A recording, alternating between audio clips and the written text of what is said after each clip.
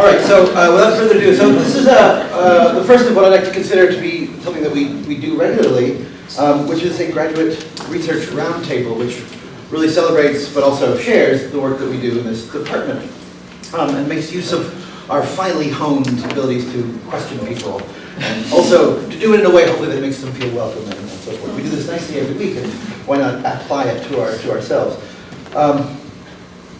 I'll just mention too, one of the ways we're going to work here is that instead of thinking about this lecture type of format where people kind of point to usually the larger work from which this is extracted, which is a kind of trope of all humanities lectures as far as, or at least certainly literature lectures. There's always something else, that's not present. But we're getting a slice of the research itself, and yet beckoning to this larger ballast of material.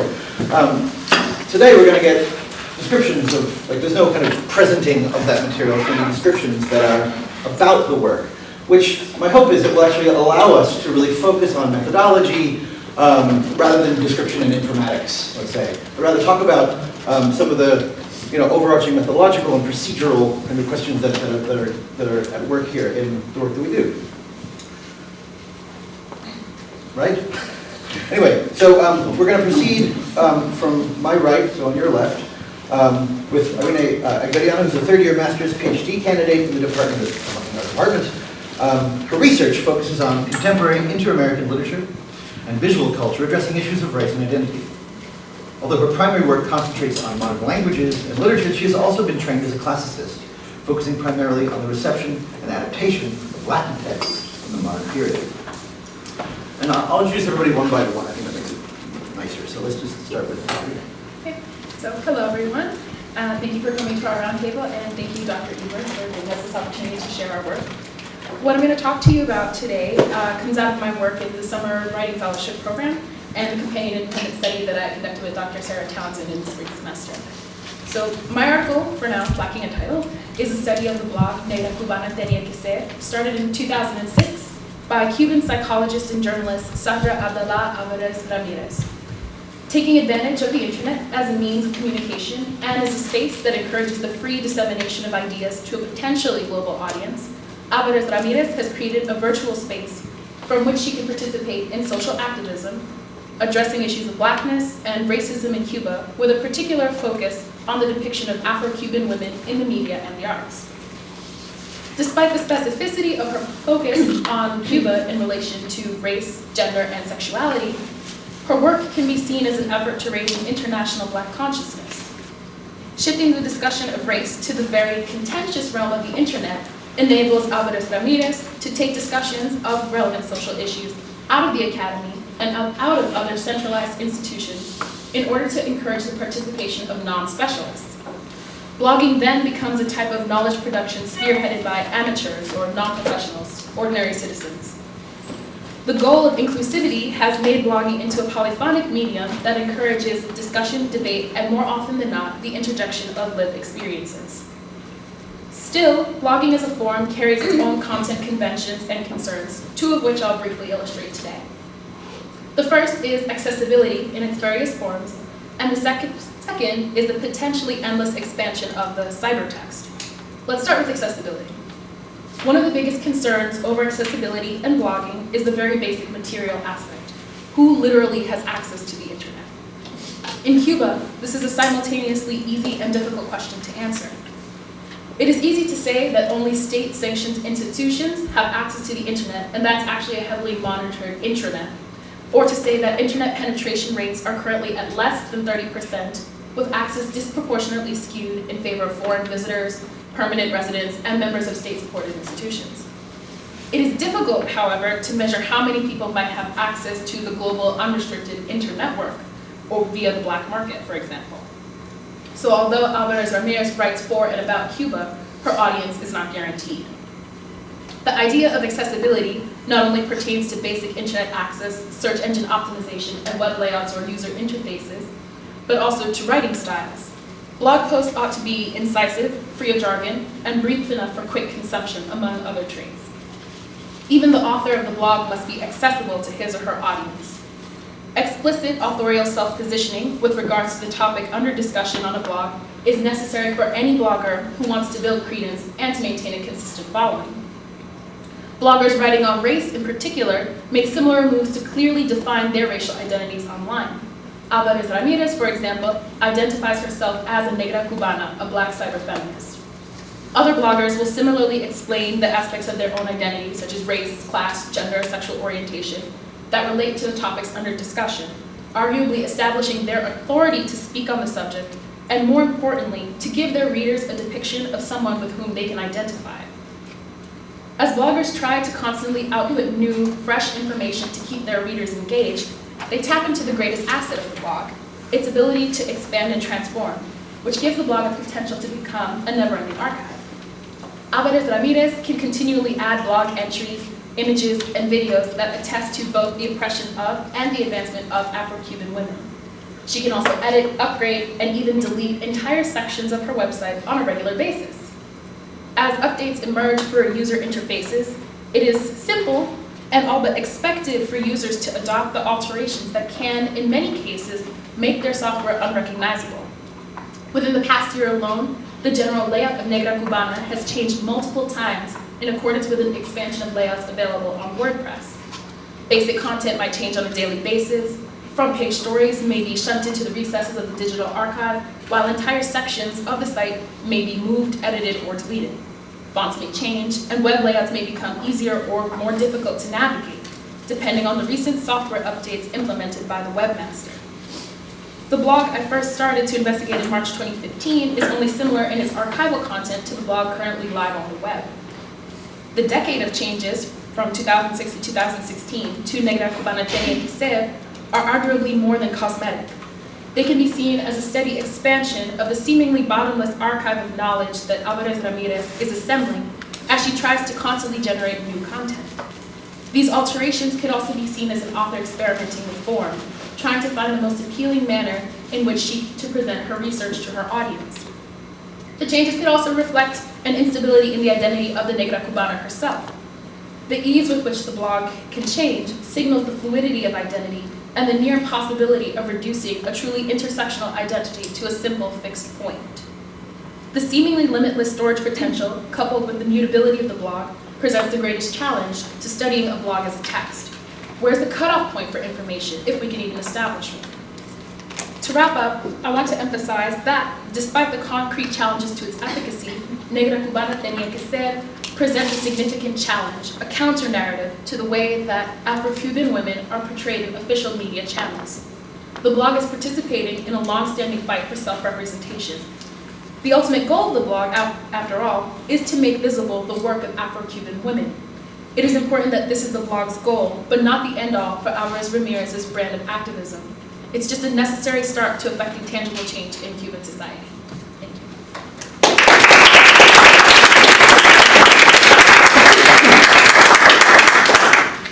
Great. So next, Victoria Juana Lupascu is a third-year PhD student in the joint program in Comparative Asian Studies. She focuses on post-1980s Chinese literature in the People's Republic of China, especially hooligan literature. Her research interests include graffiti and identity, the outlaws, the relationship between the development of Chinese literature and Latin American literature after the 1980s, and specifically Brazilian literature. And she's going to talk today about Dream of Ding Village, the biopolitics of blood, and the literary specter of AIDS in China. Thank you for the introduction. Thank you very much all for coming today. Today, I want to talk about blood, and I want to talk about blame, self-blame, more specifically, and the closing off of the self in the face of an epidemic that started with the promise of an uninterrupted stream of wealth pumped by the human heart. Because if we take for granted the claim made by one of Yen Lianke's characters in the novel Dream of Ding Village, namely that blood is like a stream, the more you take, the more it flows, and in the words of the same character, selling that blood will bring unimaginable wealth, then it follows that the human heart alongside the human body are the powerhouse, the engine of wealth. Also, it follows that selling blood is the secret for ending poverty, right? Maybe. Maybe that can be argued for and put into a syllogistic pattern that could prove its truth value in a sterile environment. Excuse me. However, Ding Village was not a sterile environment. but one in which the commodification of blood reconfigured the ethical and economical value of healthy human bodies in relation to capital production, consumption, and recirculation in 1990s China. Set against the background of the HIV/AIDS epidemic in 1990s China and Henan province, Yan Lianke's novel brings to light the dynamic between blood, disease, life, silent death, and the Chinese state, while staging a critique of the state's betrayal towards its own citizens. In the novel, the state officials encourage the poverty-stigmatized villagers to sell their blood in order to become rich, but does not offer medicine or food supplies when the HIV/AIDS epidemic breaks out, and interrupts the capital flow sustained by the villagers' blood selling. Thus, as readers, we witness the villagers' trajectory from poverty-related stigmatization to disease-related stigmatization and untimely death. By reading Yan Lianke's novel in tandem with Foucault's analysis of biopolitics and his insight that people are made complicit to their own exclusion, I claim that one of the means of exclusion, that is rendering disposable entire groups of population, is the state-sponsored encouragement of self-stigmatization following the path of privatizing blame. Consequently, I argue that this privatization unsettles to annihilation the rural funeral and mourning practices and challenges the Confucian-filial relations not only inside families, but at a macro scale, the filial relations between the Chinese state through its representatives and the villagers. I posit my argument in relation to the discourse of secrecy surrounding the HIV/AIDS epidemic perpetuated by the plasma economy in Henan province, epidemic which becomes, in this case, not only a state of exception in Giorgio Agamben's words, but also a specter that seeps in every living thing and consumes it from the inside, while negating ontological possibility to mourning or revolt. Because there's a very short time for today's presentation, I'll first engage with one iteration of the concept of privatizing blame in the novel, and then I will end very soon after with my own tentative, for now, conclusions. In Dream of King Village, the characters unveil the reason for participating in the plasma economy through the language of personal desire. Quote, "My uncle said, 'Why did you sell blood?' Ling Ling said, 'I wish to buy a bottle of shampoo.' There was a girl in our village who used shampoo and her hair was smooth and shiny as water. I wished to try it too, but she said she had sold blood to buy it. So I went to sell blood too and buy shampoo." End of quote. Uncle and Ling Ling do not blame others for their disease. Instead, they think their sickness stems from their own want or envy.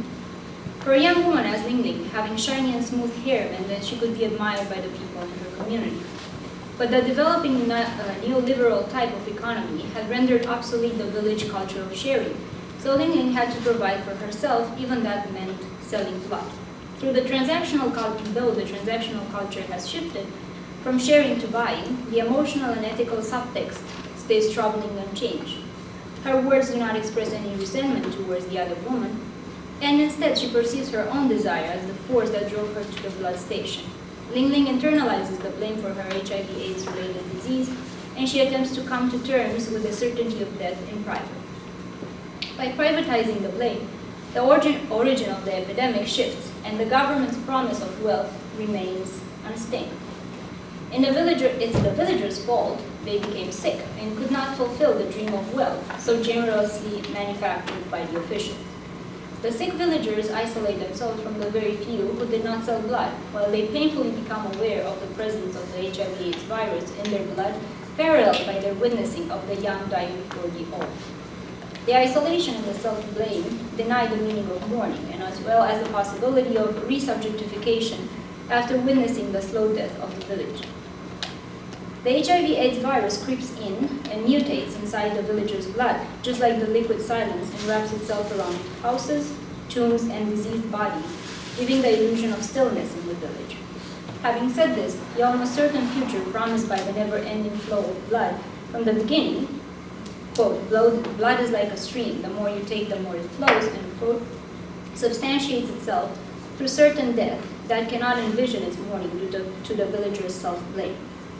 In conclusion, I hold that by reading the novel Dream of King Village, in tandem with Foucault's insight that people are made complicit to their own exclusion, We can analyze in more depth the mechanics of self-blame that do not exclusively pertain to the dynamic of grief and fear of death anymore. We witness the formation of a complex constellation of relationship between the state, its people, poverty, disease, blood, and subjectivity, constellation that is set in motion by the transformation of the belief that, quote, blood is like a natural spring, and quote, into, quote, human life is like a natural spring. The more you take, the more it flows. End quote. Thank you.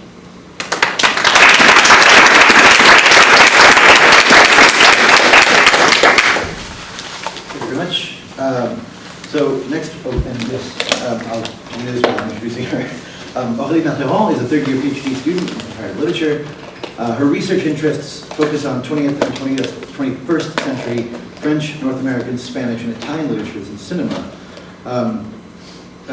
with a focus on, methodological focus on new materialism, performance art, and especially waste studies.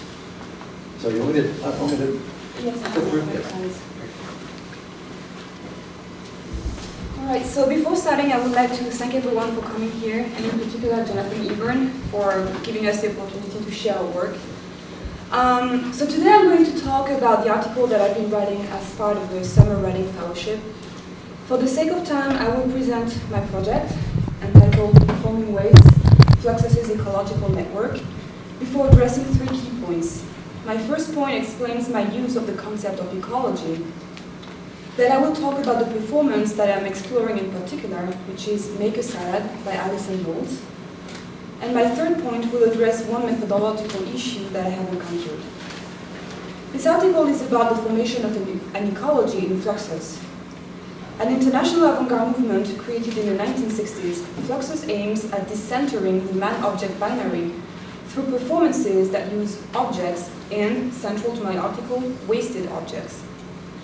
Deploying a rhetoric of waste and excess, the 1963 Fluxus Manifesto, which is the second and third slide, which zooms a bit on it.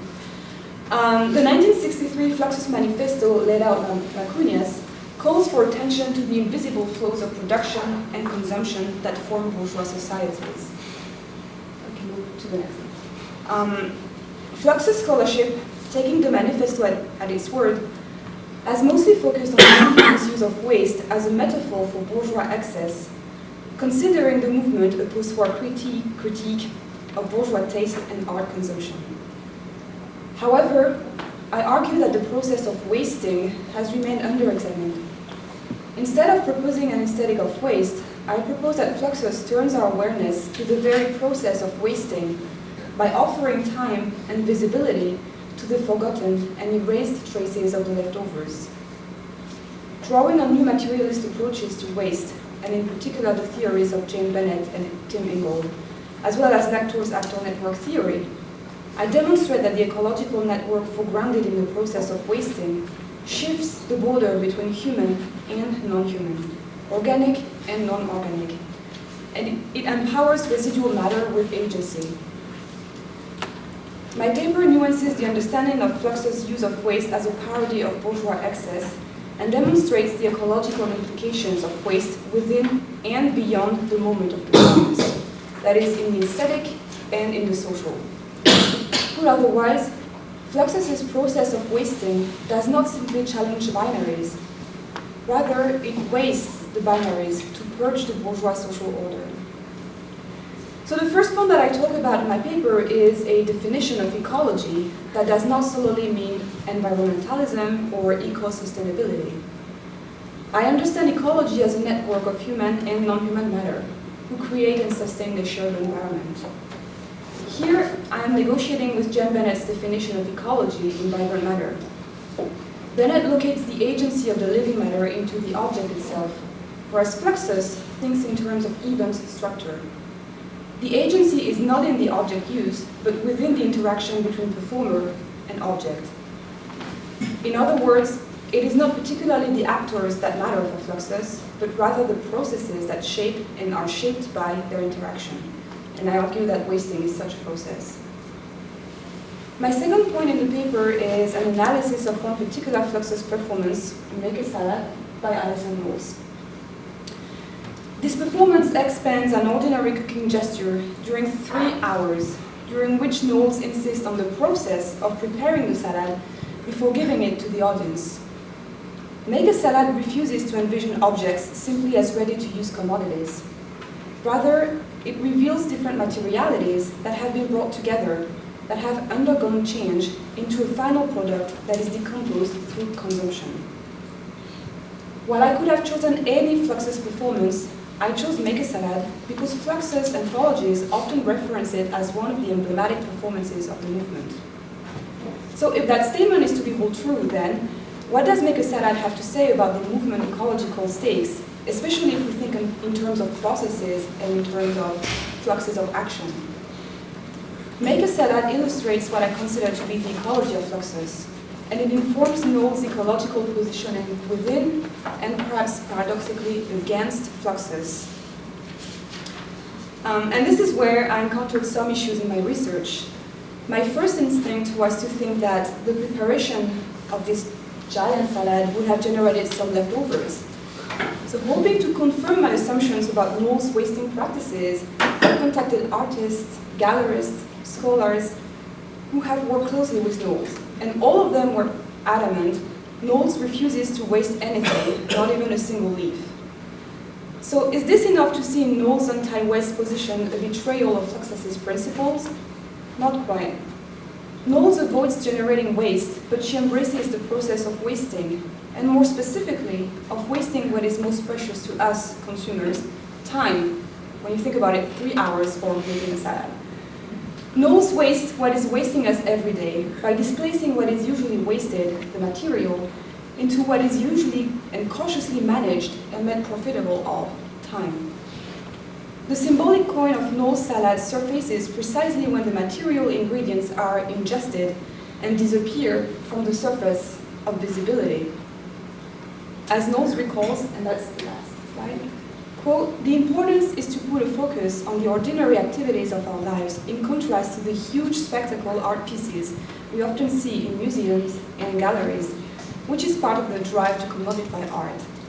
Fluxus has just a different value system." Unquote. So on the whole, it is this different value system that my article seeks to explore. My paper does this by differentiating the ecology presented in Knowles to the way it is understood by Macuñas. For Macuñas, material erasure condemns the wasted objects to invisibility, and it prevents the creation of an alternative to the bourgeois capitalistic system. For Knowles, erasure is constructive. Exploring Fluxus's wasting process, and more specifically the wasting of time, does not only reveal different ecological practices within the same movement. Thinking of an ecology of time wasting might also enrich the exploration of waste in performance studies and in new materialism.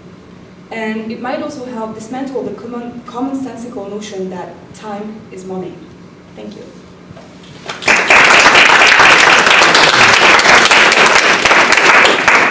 Leah Powell, who is a fifth-year PhD candidate in comparative literature. Her research interests include modern poetry and poetics, philosophies and theories of information, and graphic narrative theory. Her dissertation is entitled The Informatics of Poetry, and that dissertation addresses the ways that ideas about information shape how we think about the social, cultural, and linguistic work poetry does. Thank you, Jonathan. Hi everyone, thank you for being here today and for supporting our work. I want to talk about a bit of my work from my recent article, which is on a term that comes up a lot in concepts, in works on concepts of communication, of information and poetry, which is the German term Mitteilung. And it most famously comes up with Wittgenstein's distinction between information and poetry, when he says, do not forget that a poem, although it is composed in the language of information, is not used in the language game of giving information. And so in the original German, the language of information, giving information, is Mitteilung. So in der Sprache der Mitteilung und im Sprachspiel der Mitteilung. So you see that already the English translation of that German term uncovers and reveals a lot of the ambivalence that makes up this term, which ranges from just meaning message, communique or notification, which is kind of the simple meaning, But Mitteilung also translates to sharing with. So I have the German prefix mit and teilen with its, which means to share with or sharing with. So it does not just mean the imparting of a message, but it also means an explicit participation and relation between one another. So why do I think this term is important? In the 19th century, we see a kind of turn in understanding and theorizing communication, which people like John Gilroy have pointed out, that a turn switches from regarding communication as an act of imitation and mimesis, per Aristotle, and then understands communication as an act of remediation, so as a media concept that he sees as a response to the emergence of technology and technical media like the telegraph, the phonograph, and so on. Similarly, the German philosopher Peter Janich also calls this the mechanization of human communication, meaning that we've come to understand communication according to physical laws of transmission throughout time and space. So I look at Mitteilung specifically because it, as you can see, crosses over this line that's drawn in the 19th century with that turn, and shows that Mitteilung, both etymologically and philosophically, alerts us to that paradox that has been mainly forgotten with the process of mechanization after the technological and quantitative turn. So the two things that make up Mitteilung is that it both can just mean the mere transmission of a message, but it also embodies this ontological structure and the double meaning of teilen, which is to share. And in German, teilen can mean to separate into parts and also to have in common with others. So sharing is both a division of a whole into parts and the partaking of multiple people, for example, in a shared whole process. And so to trace this, I look at two examples. The first example is Kierkegaard, in whose work Mitteilung has come up in his Danish version, which is Meddelelse, and so med is like the German mit, and dele is teilen, so also sharing with, which he writes about in 1846. And so for Kierkegaard, the process of communication is divided into two distinct parts. One he calls the Kunnensmeddelse, so communication of knowledge, and the other one is Widensmeddelse and Kunnensmeddelse, so the communication of knowledge on the one hand and the communication of ability on the other hand. So the first process is a direct communication, similar to that first notion I talked about. That's really just a direct transmission. The second one, however, the communication of ability describes a dialogic process when we engage with each other in this world. So you can see that Kierkegaard splits communication into a practical function and into sharing as a social capacity. And both are still bound together by this Danish / German term, Meddelelse and Mitteilung. And so for Kierkegaard, Meddelelse is not only a communicative instrument of direction, but it's also a component of human existence with much higher stakes. And these stakes have everything to do with how we understand ourselves as human beings, with whether we find ourselves as passive recipients or as emancipated and self-aware social beings. So you will recognize this as a very common problem in kind of thinking about human subjectivity in the age of technology, in the age of information, and so on and so on. So Kierkegaard foreshadows to some extent that split with this concept of communication. The second example, briefly, is Benjamin, who 50 years after Kierkegaard evokes a similar ambivalent notion of Mitteilung when he emphasizes Mitteilung's significance as process of engagement. So you can guess that for Benjamin there is no such division like this for Kierkegaard, but he, especially in his essay on language, turns to the linguistic ambivalence that's inherent in Mitteilung that I was talking about earlier. So for Benjamin, this serves to critique that language is not an absolute and definite system that is made up of parts that you can separate and divide into smaller parts. But for him, language essentially is a possibility through which we understand and engage with the world. So it's not an in language, but a through language that's important for Benjamin, which is everything, which is tied to sharing and the meanings of sharing. that can be both a separation but also something that's togetherness. So Benjamin says at one point, there's no event or thing in either animate or inanimate nature that does not in some way partake of language, for it is in the nature of each one to communicate its mental contents. So in German, he says, nature das nicht in gewisser Weise an der Sprache Teil hätte, so you recognize the teilen again, so it's not that is not part of language. And that is essential in the nature of every occurrence, everything, even writes Benjamin, is to communicate its spiritual or its mental content. So here Benjamin does not talk about communicating content as implying an active act, but he reads that it's in the nature, basically, of every occurrence and everything to share its content with something. So it's not an ontological isolation, but it's made common and emerges through language. And so Mitteilung for Benjamin is fundamentally committed to that kind of sharing, and that part of sharing that does not begin with imparting or separation, but whose very condition are those paradoxical forces of time that mark both distance and communion, which even in the English communication is today largely forgotten, the communion part of it. So I think Benjamin and Kierkegaard, so looking at how they use Menace and Mitteilung shows how we can think of Mitteilung as this continual, long-winded, and this indirect human and social practice that today seems largely neglected in Mitteilung's everyday use, when we use a message, sending a message to someone and so on, that mostly is understood as a vehicle of transmission of information, or when language becomes an instrument, or even Mitteilung is merely instrumental, rather than those notions that Kierkegaard and Benjamin both point us to in their work on Mitteilung. And even worse, with the Wittgenstein I cited earlier, when Mitteilung becomes just synonymous with information, and so it becomes the opposite of poetry, and even severed from poetry altogether.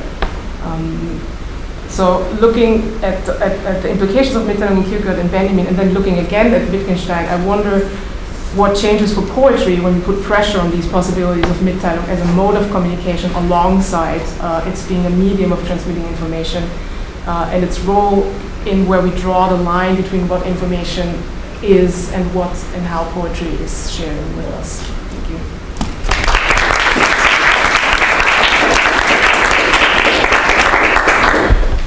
Thank you so much. And in the spirit of a roundtable, which I'll just gloss, by the way, roundtables are not called roundtables because of spatial relations, right? But rather on the principle of recursion by which they operate.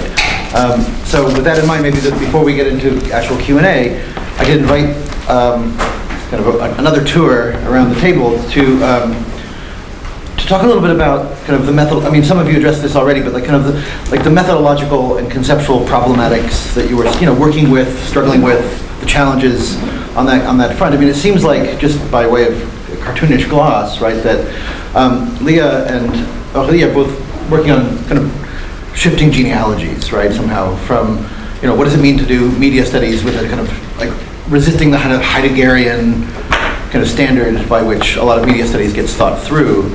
And likewise, like, what does it mean to kind of put a little pressure on the bourgeois capitalism of Makunias and to kind of reassert the role of something like Fluxus, practices within media thinking.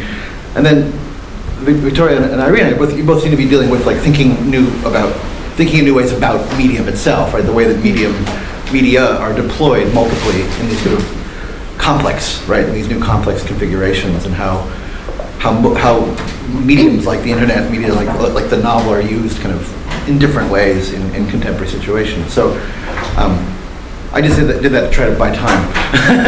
But if you wouldn't mind, just I'd love to hear, I think it would be really interesting to hear your formulations about what are some of the challenges conceptually and methodologically you faced in these projects? Can you go first?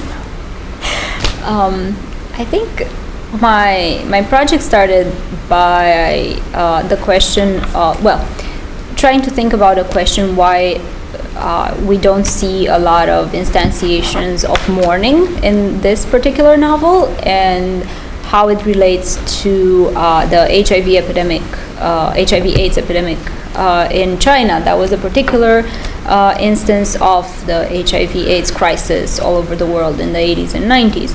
And then while trying to think about the mourning practices and grieving practices and the trauma that this type of epidemic is inflicting, I think questions of subjectivity and resubjectivity in relation to untimely death occurred. And then I'm using the novel in tandem with literary theory and biopolitics in order to see what is the critique that the author is bringing to the table, but also to read more into how this sometimes forgotten aspect of mourning can say more about both the changes happening in China at that time, but also about humanity and subjectivity and national identity ultimately. There are still questions I'm struggling with, but yeah. So. And I guess for me, the main challenge to the research would be delineating my subject. So how do I choose where to start looking at the blog and where to end looking at the blog without those points seeming terribly arbitrary? And then building onto that, what do I consider to be part of the blog? Do I have to take into consideration the fact that the blog is in dialogue with her presence on Facebook, on Twitter, on Instagram? Do I consider that part of this text, or do I leave those to the side? Do I not mention them at all? So what constitutes my subject, and why essentially do I have these parameters would be the most pressing methodological concern that I had during the project. I guess for me the problem was documenting my research. So I contacted artists, and so either they are dead or they are simply not responding to your emails, so you don't know exactly what they do with the waste, because that's not a question that is addressed by anthologies. Then I went to the archives at the MoMA, and yet again there was nothing about waste at all. So eventually Alison Knowles' agent responded to me telling me that she does not waste anything, and then I was about to give up on that project and do something on Fluxus, but eventually I thought it was an opportunity maybe to reverse the question and to think about the question in the other way around, like how come that she does not waste, given that the Fluxus manifesto is so much about waste and wasting? How come she doesn't waste? So that was a problem that eventually turned out to be good for me, I suppose. For me, two problems that I actually made part of the article are that I'm working with a concept that's a German word, but that exists in several iterations in translation. So the problem of Mitteilung is that for example, with Wittgenstein and how Wittgenstein has been read in English, it uses Mitteilung as information. So the Wittgenstein quote uses Mitteilung, is translated as information, but in other even Wittgenstein uses Mitteilung in his work, is translated as communication. So I'm working with a couple of different translations of that one term. Even in Benjamin, it switches between communication and information when you use the same concept. And then, of course, Kierkegaard uses Danish, which is much less known than German, but it's mostly mostly turned into communication. So that's both a problem and also a really interesting way, I think, to approach Mitteilung and how it influenced in translation. Then back to my larger question of the relation between communication and information and poetry, how that influenced certain kinds of poetics. So one example is Marjorie Perloff, who wrote a book on Wittgenstein and poetry, and she uses that translation of Wittgenstein that names it information. And so for her, there's a very clear distinction between poetry and information, and she leverages that off of the Wittgenstein quote. And Ramazani recently does that too. The other thing is that I'm dealing with two philosophers, Kierkegaard and Benjamin, who both perform what they say about Mitteilung. So it's not that we get a clear sense of what they mean with indirect communication. So Kierkegaard never says, this is how you do indirect communication, and Benjamin, of course, is not clear at all what even language is. So part of it is that to see them as performing what they understand as Mitteilung in this as indirect communication. And so I actually made those problems rather than trying to solve it. I'm making it part of the article. Great. Well, we have ample time for Q&A, although with the codicil that Victoria has to leave to give an exam. Already, this is fascinating. I love the salad. I wish I would have myself for next. Just a footnote, or trying to make something explicit that I have a feeling that is in there. You're talking about this wasting of matter and wasting of time. I wonder if wasting of intellectual energy is something that is in there just as well. It seems to be in the salad where he talks about the huge spectacles of huge spectacle art pieces, or in the manifesto where he reiterates purging the world of this and that.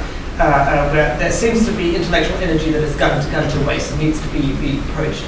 So is there something like critical self-referentiality in this process as well, when we're talking about waste and ecology, not just of things, but also of intellectual?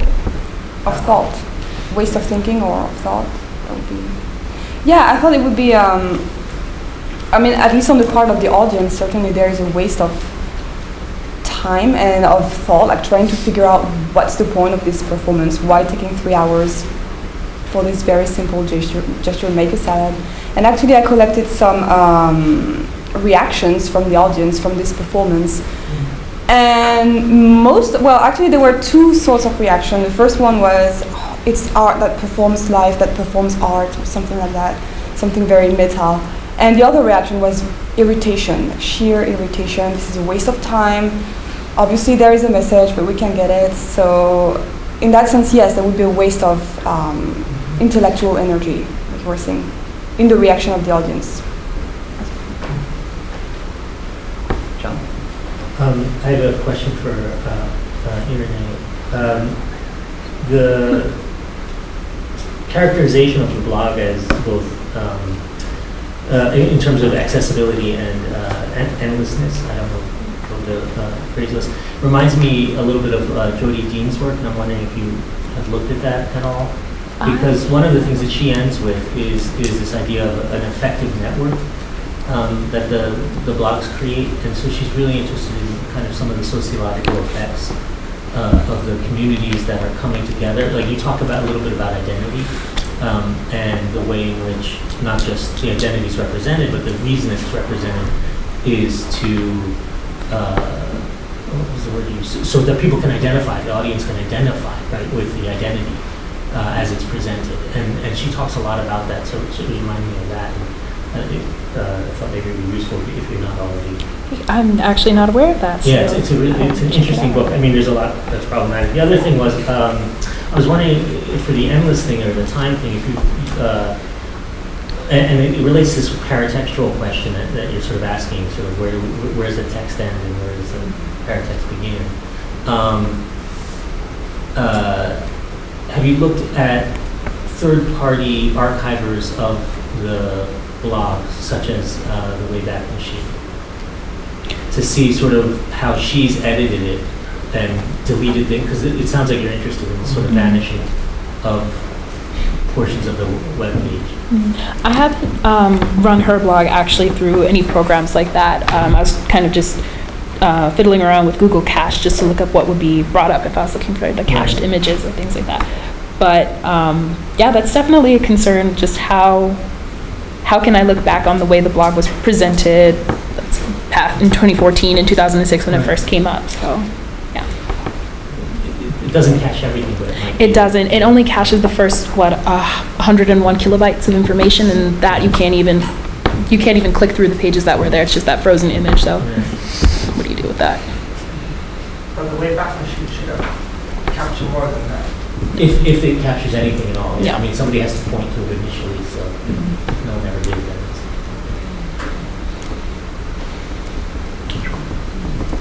So I have a question for Victoria.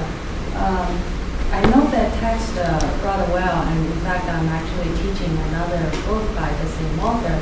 So I'm interested in maybe having you say a little bit more about what you mean about the lack of instantiation of mourning, because it seems to me that, if anything, the Ding Village, if anything about the Ding Village, there are quite explicit passages about funeral.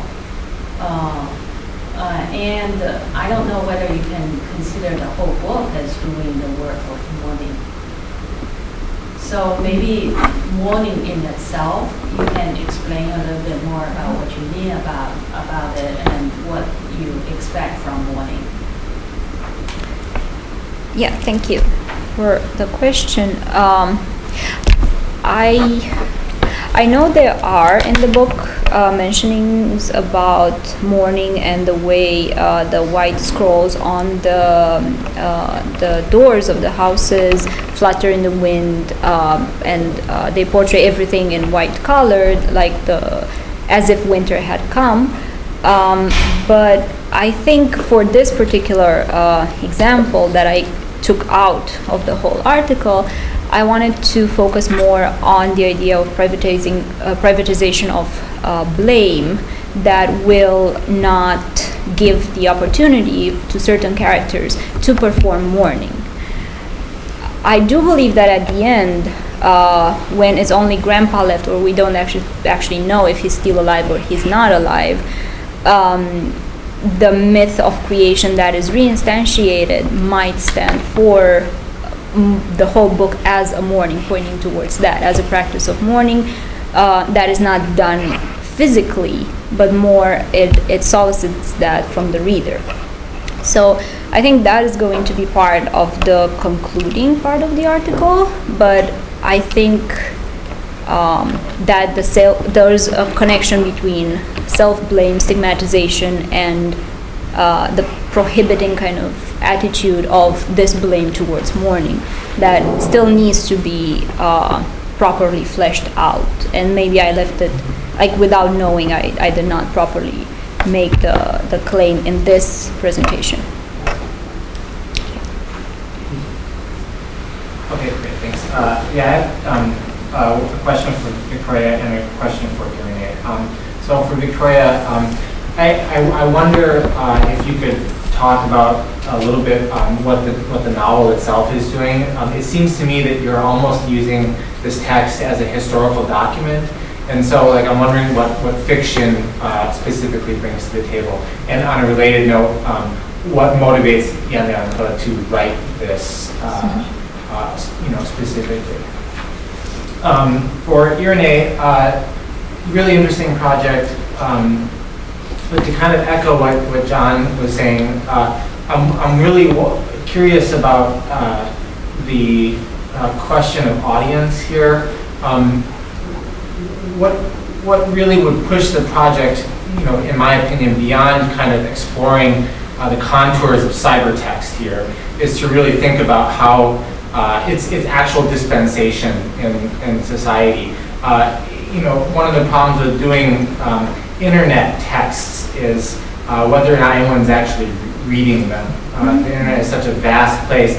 But one of the advantages of doing internet text is that we can actually oftentimes trace readership. So I wonder if you're actually looking at, for example, comments left on blogs, or retweeting, or this kind of thing, either quantitatively or just through a kind of qualitative reading.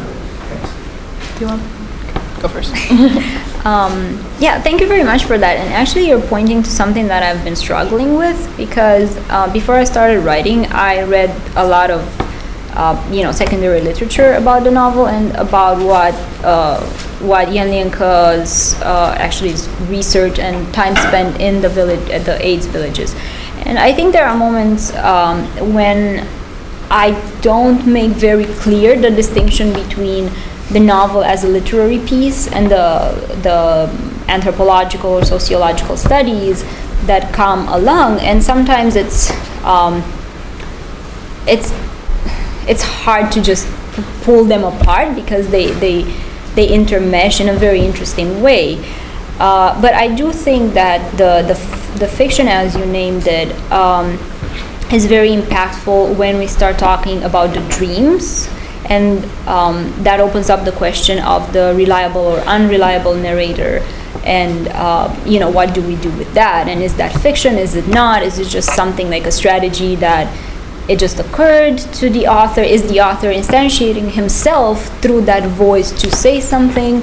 So I think all of those are questions that I'm dealing with, but again, I still have this, I think, almost mechanical difficulty of pulling them apart.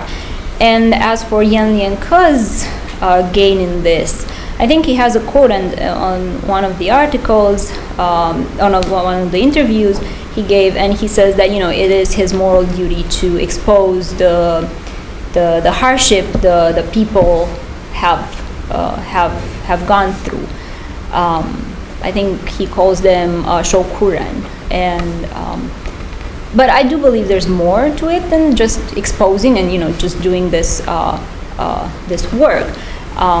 Now, whether that is actually done completely through this novel, I think it's an open question. So, short answer to your question is yes, I am looking at readership, and I'm looking at comments, her interactions with anyone that comes to her blog, because she's very prompt about responding to every comment, or as many as possible on a given day. And looking at a lot of the posts, you can see that her readership is mostly inter-American, at least from the people who are willing to make comments. And then on the blog itself, the posts are sourced from other bloggers as well. So they will repost on their website and then link back to her to say, okay, check out my post here. So it's building this community of people who are critically engaged with the issues of race in the media in Cuba. And yeah, I think it's a condensed version of the site. But she also gets some criticisms from some commentators saying that, oh, she's not Cuban enough, since she's actually not in Cuba right now. She's living in Germany for personal reasons. So she gets criticisms for being outside of Cuba and not really understanding what's going on. So she's inviting them to participate and give those kinds of comments so she can give feedback and further establish her position on why she's qualified to speak about these issues. I've got a question actually for Irene and then also for Liz. So my question for Irene is that I'm intrigued by the fact that we don't have a title. And I wonder if it's connected in some ways to one of the things that I had a question about more broadly, and that is, I can see the fields that you're working in with critical race theory and inter-American literature and culture, and perhaps also like digital humanities or material studies or media studies kind of things. But I see less clearly the particular intervention that you're trying to make into which one of those fields or what overlapping part of those fields.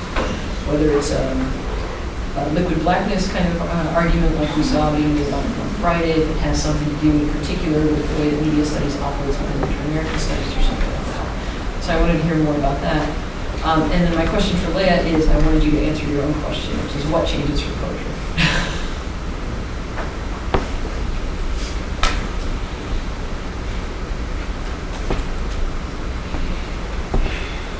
Paper, scissors, rock, so he goes through.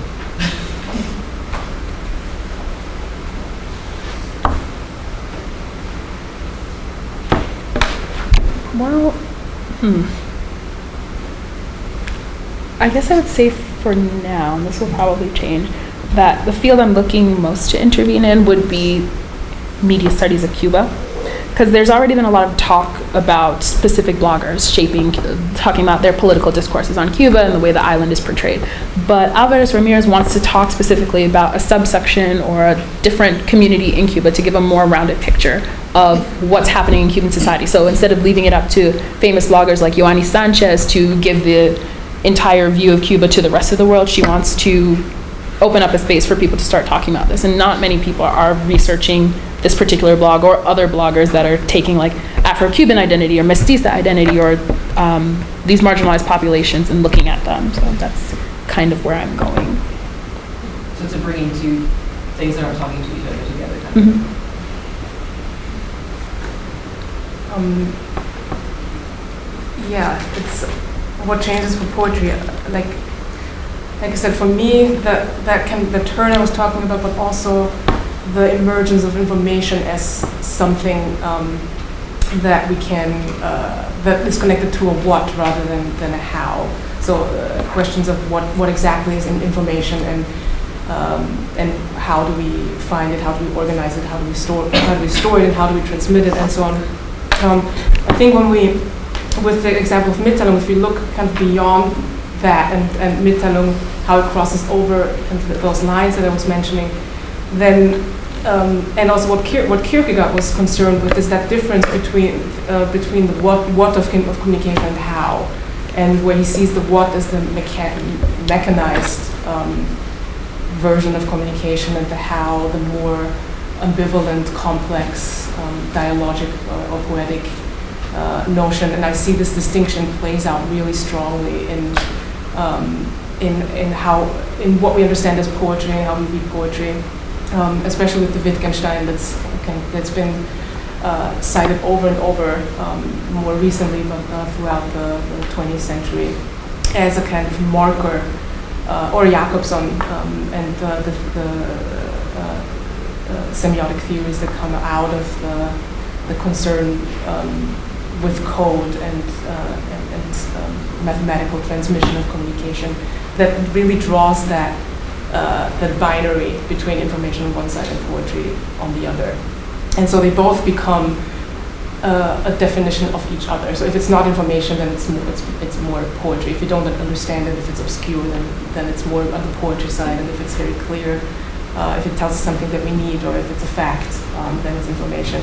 And I think that whole binary depends on these on wanting to solve that paradox of sharing, or in other versions where we see a really strong difference between those two modes, rather than them coming out from a form of human social practice or human engagement, as we see with poetry and the way it deals with memory and storage and so on. That's not maybe an answer, but that's my beginning maybe of asking that question. This is a very difficult triage. Okay, we have time for like one more question. So, who's standing? I'll defer to Karen. Okay. Thank you for self-selecting. It makes much sense.